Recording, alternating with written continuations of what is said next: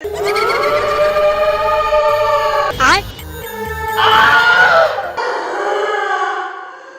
Fine কেন ওখানে অজ্ঞান হয়ে পড়ে আছে?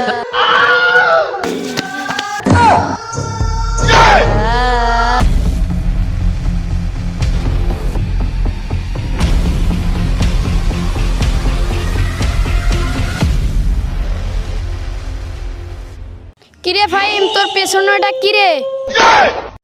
এই আসলাম, তুই আমার সাথে মজা নিস না। আমি কিন্তু এমনিতে ভয় পাই। না রে বন্ধু, তোর সাথে আমি এমনিতেই মজা নিয়েছি। ঠিক আছে, চলো ওই দিক থেকে ঘুরে আসি।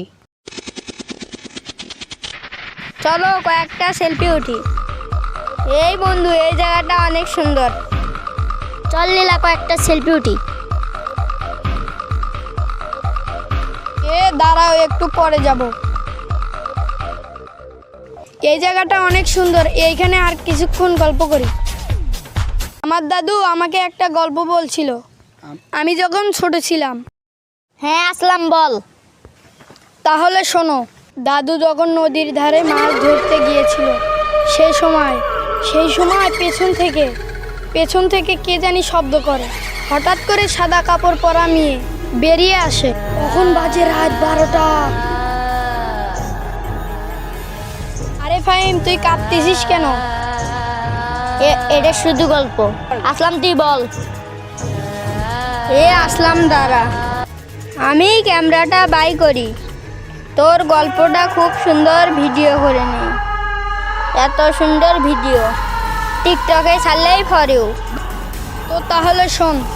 সেই আত্মা পেছনে পেছনে হাঁটছিল, হঠাৎ সামনে চলে এলো। ও বাবা রে! যেই সামনে এলো, হঠাৎ আমার দাদু দেখে আমার দাদি সামনে। সে তো অবাক হয়ে গেল, কারণ আমার দাদি মারা গেছে 1 বছর আগে। গল্প তো অনেক হলো, চলো সবাই খাওয়া দাওয়া করি, না তো হয়ে এসেছে। ঠিক আছে, চলো সবাই। ঠিক আছে, চলো সবাই।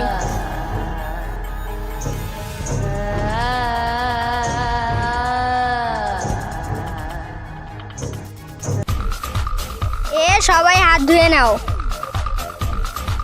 আমি একটু প্রসাব করে আসি। ফাহিম কই গেল? এখনো আসে না কেন? আরে মিতা, ফাহিমকে দেখছিলি? আমি তো দেখিনি। এ নীলা, তুই কি দেখেছিস? হ্যাঁ হ্যাঁ, ওই একটু আগে বের হয়ে গেল। আরে ফাহিম তো অনেক সময় চলে গেছে, এখনো আসেনি। চলো আমরা ওকে উঠটাই।